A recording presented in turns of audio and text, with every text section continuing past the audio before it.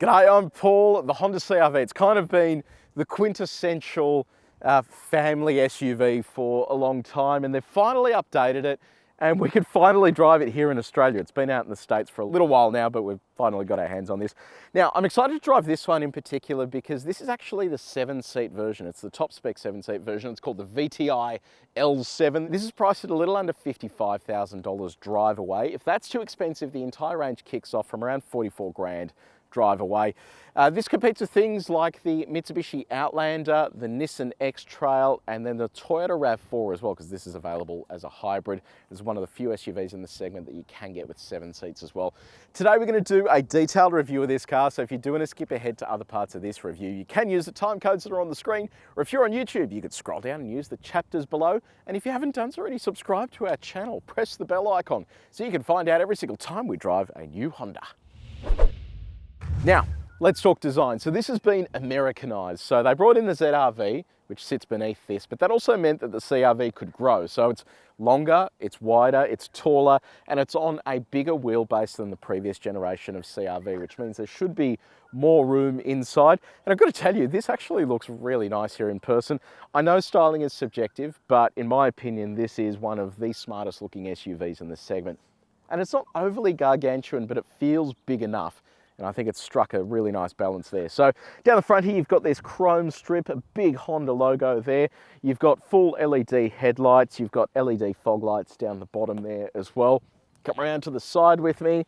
Around here, you've got yourself a set of 18-inch alloy wheels. Now, it is worth keeping in mind as well that this isn't the top spec of the CR-V range. It is the top spec of the 7-seat, but you can actually go higher in the CR-V range to get more bells and whistles and to get a slightly sort of trendier looking car. But this is sort of the setup that you're getting here. 60 profile tyres as well, so hopefully that means this will ride nicely. You've got a side locator over here, wheel arch guards, indicator built into the wing mirror. You've got privacy glass, some roof rails, a sunroof, and then come around to the back with me. Now around the back, full LED tail lights. They look sensational. VTEC turbo, so this is turbocharged. CR-V over on that side of the Honda badge there, plus shark fin aerial up the top there. So what do you reckon about pricing and also design of the new CR-V? Do you reckon it looks good? I'm keen to know your feedback. Let me know in the comments section below. So we're inside the CR-V. This is what the key looks like. You've got a lock button, unlock, you push and hold that for the boot. And on the back you have a Honda logo. I wonder what the 1 means. Curious. So yeah, if you know what that means, let me know in the comment section. It's a proximity sensing key, so you can just grab the door handle and then you have a push button start just over here near the driver's knee that pulsates so you know where it's located. Oh, sorry about my eyes, by the way. Bloodshot. I haven't been out on a bender. I have a wife and a toddler, so that doesn't happen anymore. I've just got a bit of hay fever. Okay, so let's talk about the design. I really like the look of this. So big step forward over previous generation of CR-V.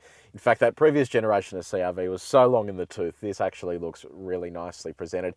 It's the same story with all of Honda's current new batch of cars. They're all just nice to look at, inoffensive, and just look nice and premium. The only thing I don't love though is just, I guess, the lack of color throughout this whole section. It's all quite sort of dark and dreary. Would love to see a bit of color differentiation around the cabin here to sort of break it up a bit, but minimal use of piano black, and it's you know, just looks very premium. So I'll run you through the infotainment system in just a second. So what about your touch points? Sort of nice and soft there. Soft on the door as well. How soft is it? We've got our gyrometer. We've tested the main surfaces in this cabin. If you want to see how this car compares to others that we've tested before, have a look at the link in the description below. What about your build quality? So, oh, that's super wonky there in the center. Outside of that, this all feels nice and solid, and this is what the door sounds like. So let's chat infotainment. So you have a 9-inch infotainment screen and then a 7-inch display ahead of the driver. Start off over here on the infotainment system. I've mentioned before in other Honda reviews that I'm a big fan of this. It just works. It's easy to use. Everything is pretty straightforward, and it sort of doesn't try and complicate anything it doesn't need to complicate. So inbuilt satellite navigation if you don't want to be pairing your phone. If you do want to be pairing your phone, you have both Apple CarPlay and Android Auto. Apple CarPlay is wireless, Android Auto is wired. So this is what Apple CarPlay looks like, nice and quick and snappy, no dramas there. That's what Android Auto looks like. So same story again, full screen integration and fairly quick. On the audio front, you have an 8-speaker sound system, AM, FM and DAB digital radio. And then you also have Honda connected services. So it means that you can connect with the car and your phone, so you can connect to see what the car is doing. You can start climate control and stuff like that. So cool feature, and I think it's free for 5 years, first 5 years of ownership, which is pretty good. Screen ahead of the driver, pretty straightforward display. Nothing you can really sort of go to town on customizing there, but you can flick through menus to see sort of what's going on and get your critical computer functions as well. Now, what about your safety tech? So you have autonomous emergency braking with pedestrian detection.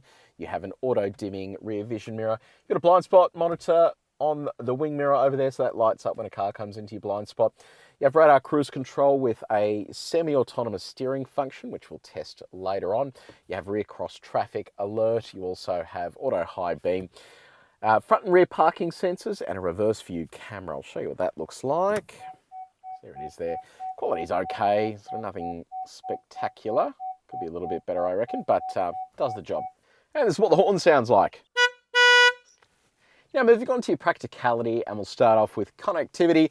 You've got a USB-A port down the bottom here, a USB-C port, a 12 volts outlet, wireless phone charger. In terms of storing your phone, you can whack it down there on the charging pad, or you've got a couple of little, not that spot, bottle. You can whack that over here in the cup holder. Got teeth in there as well. Bottle storage inside the door, but will it fit our big bottle? Let's have a look. Yes, that fits in there. Good news. Additional storage. So you've got this center console that opens to reveal a little tray there. Nice and deep as well, which is good news. You have a glove box over here. Finally, you have a sunglasses holder up the top. It has a little mirror built into it as well, so you can keep an eye on the rat bags.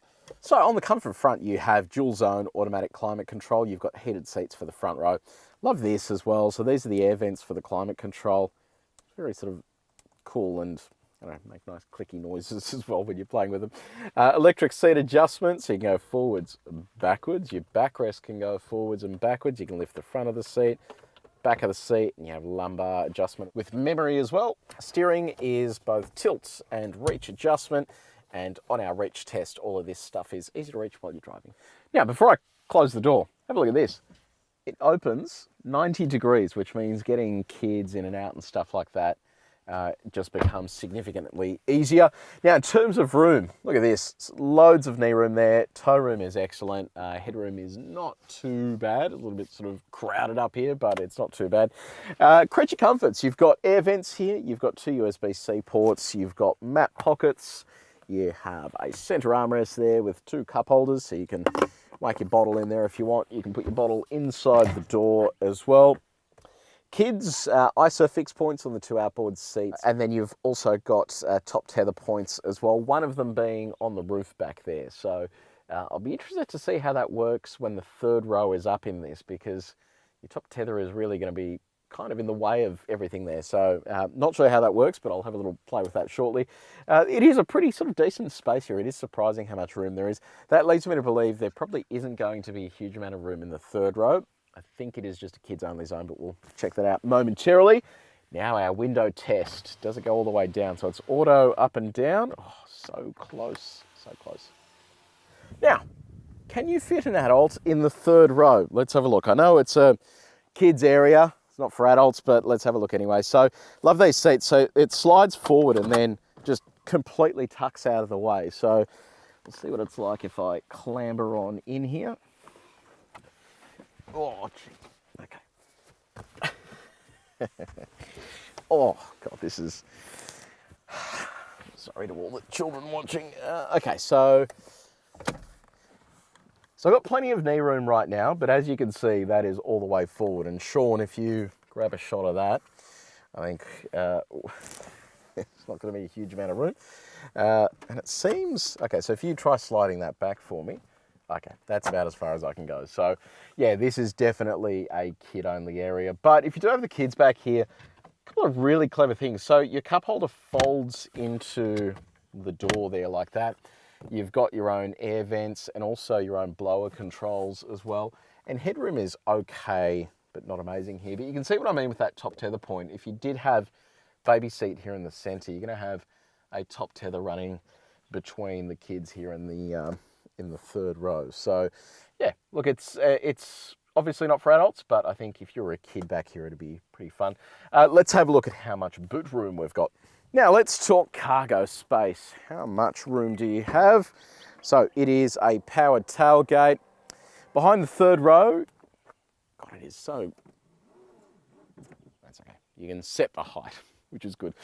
Behind the third row, you've got 150 litres to work with. You've got the power outlet off to the side here at 12 volts. And then this sort of multi-tiered floor here for the boot. Now it is interesting. So if you go for all the other variants that don't have 7 seats or aren't hybrid, you get a full-size spare. If you go the 7-seat, you get a space saver, which I'll show you in a sec. And then if you get the hybrid, you get a tyre repair kit. So basically under here, you've got a little bit more storage, and then under that is where the space saver is. Let's just see if our suitcase fits in here. No, so that won't close. But let's get this out of the way. We'll see what that space looks like. There it is there. That expands to a little under 600 litres. You can then expand it even more by dropping the second row. Once that is dropped down, you have just under 1,500 litres of cargo space.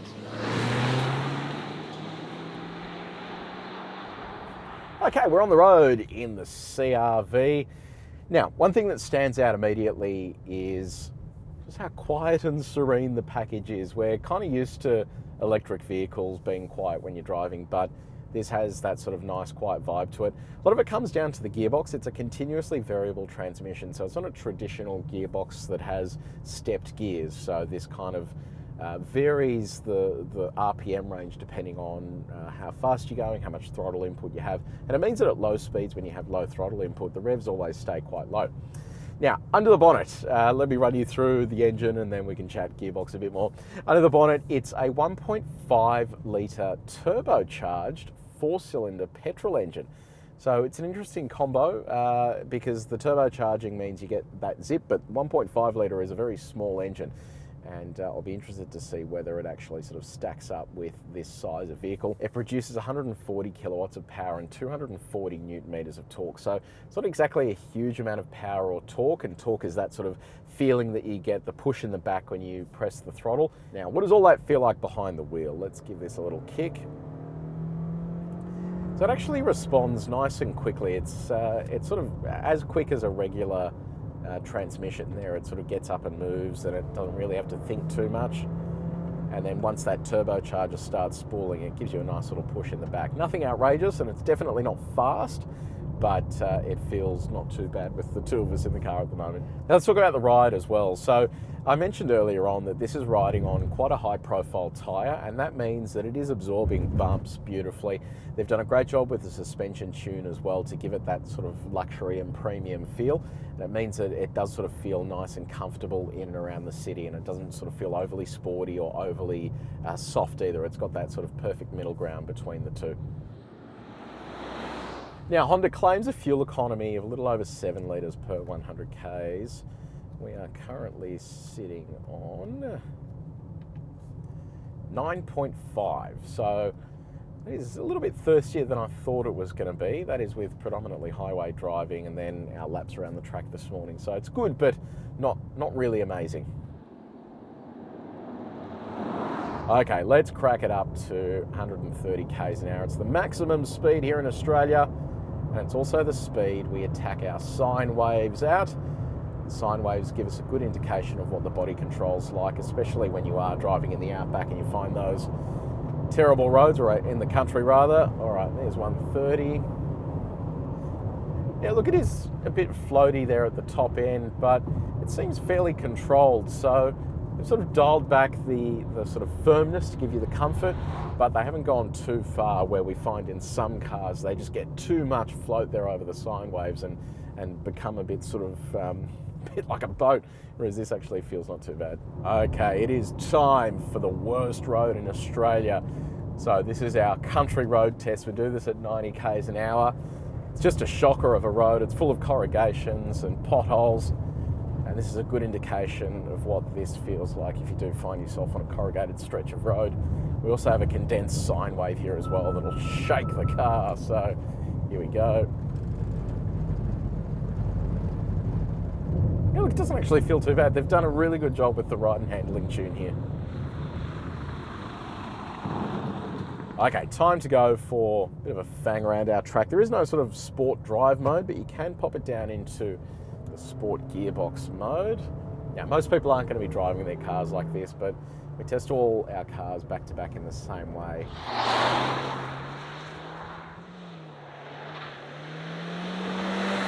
Actually not too bad. So this is a front wheel drive car. You can get all wheel drive and obviously the hybrid as well, but this being front wheel drive, it's actually not too bad. It's getting along nicely. See what it's like on this faster stretch. Yeah, look, it's actually pretty good. It's way sportier than I thought it was going to be. When you think Honda, you don't necessarily think that they're going to be giving you a sporty SUV, but this actually doesn't feel too bad. See what it's like on our back straight here, where the speed really picks up. It's surprising. It's got the softness built into it, but it actually feels pretty sort of sporty there as well, and it's moving along nicely on our back straight here. Very good, Honda. Yeah, not too bad, not too bad. So in terms of road noise, you do get a bit of tyre noise coming into the cabin and a bit of wind noise as well. We put it up against our calibrated sound meter, and this is how it went. You can actually compare this car to other cars that we've tested before using the link in the description below. Gives you an idea of how this rates and stacks up. Now on the visibility front, I can see clearly down the front of the car there. The wing mirrors are really nice and big, so it gives you good visibility down the side. The blind spot monitor built in. Visibility out the back is good as well, but keep in mind if you do have the third row up, it's going to impede vision a little bit. Now, even though I doubt you're going to be towing with this, it does have a 1,000 kilo brake towing capacity and a turning circle of 12 meters, which is pretty good. So, time to test some of the semi-autonomous systems. We use our bowl here. We test the 3 outer lanes. We want to see how well it will stick to the center of the lane, and that sort of becomes harder to do as you move your way out of the bowl, and that kind of gives you an indication of how willing it's going to be to do this on a public road as well. So I'm going to set the cruise control to 70 k's an hour. Steering wheel is green there. So in our first lane here, it's doing a great job keeping us nice and center. Awesome. Oh, jump over to the next lane. Okay, let's have a look here. Wait for that steering wheel to go green. Nice, that's doing a good job. Keeping us well within that lane. That's awesome. All right, jump over to the hardest lane, which is our banked section. Okay, wait for that steering wheel to go green. Still waiting. Sometimes they struggle to, there we go, detect the lines. So I'm going to let go of that. Yeah, it's not as willing to keep us up there. Back on. Yeah, okay, so it's a pass for lane 1 and 2 and a fail for that third lane, but it was actually doing a really good job with those other lanes. So I think it's probably just a system that is going to just keep it plodding along nicely, but you have to stay on top of it. And it's actually the same story with all these systems. You always have to be in control of the vehicle when you are operating in a semi-autonomous driving mode. So, time to do some performance testing. We'll see how quick this is to not only 100 k's an hour, but 120. And we do that so we can see 80 to 120, which is our overtaking indicator. It gives us an idea of how good this is at passing other cars. Now, before we do, I want to tell you about Help Me CarExpert. If you go to Google and type in Help Me CarExpert, it'll take you to a page on our site that gives you an idea of how we can help you buy a new car and find one that's in stock as well, through our network of vetted dealers that are there to get you the absolute best experience when it comes to buying a new car, because I know it can be daunting at times. Okie dokie, let's do this. So I've left it in sport mode. I might just turn traction control off so we have the best ability to get off the line here, build up some revs. All right, there we go. So fairly modest off the line there. All right, almost at 100. All right, and all the way through to 120. All right, there's 120. It took a little while there to get to 120, so I'll be interested to see what our overtaking time is like. Okie dokie, let's have a look at our numbers here. So, 0 to 100 took 9.86 seconds, so not exactly massively quick. And then 80 to 120 took 6.52 seconds, which also isn't massively quick either. So it's probably, engine might just be a little undersized for this size of vehicle, especially if you're going to be filling it up with the family and stuff. Let's head back. We'll do a stop from 100 k's an hour. Okie dokie, so we'll get it up to 100 k's an hour and then we'll slam the anchors down. Okie dokie, here we go.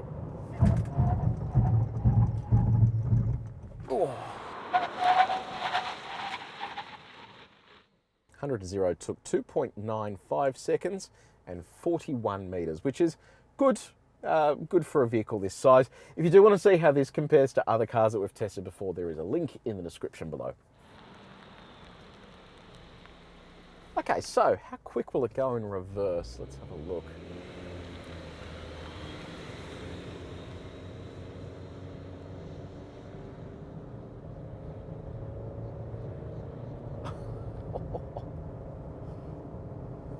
Oh my God. That was still going. I think we were doing like 90 kilometers an hour there. That is insane. All right, that is really impressive. I think this may have taken the crown there. Very nice.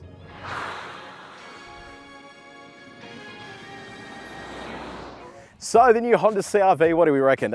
Look, this is the first spec we've driven. I'm really keen to drive the hybrid and also the all-wheel drive as well. I think the only criticism I have about this is probably the engine is just a tiny, tiny bit underdone.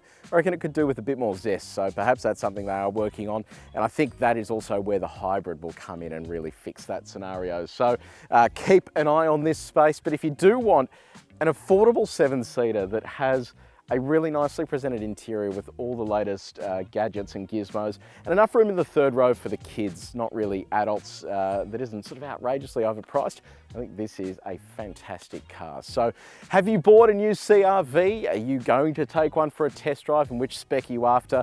Let me know in the comments section below. If you did enjoy this video, please make sure you like it and you share it with your mates. And if you haven't done so already, subscribe to our channel and press the bell icon. But until next time, take it easy.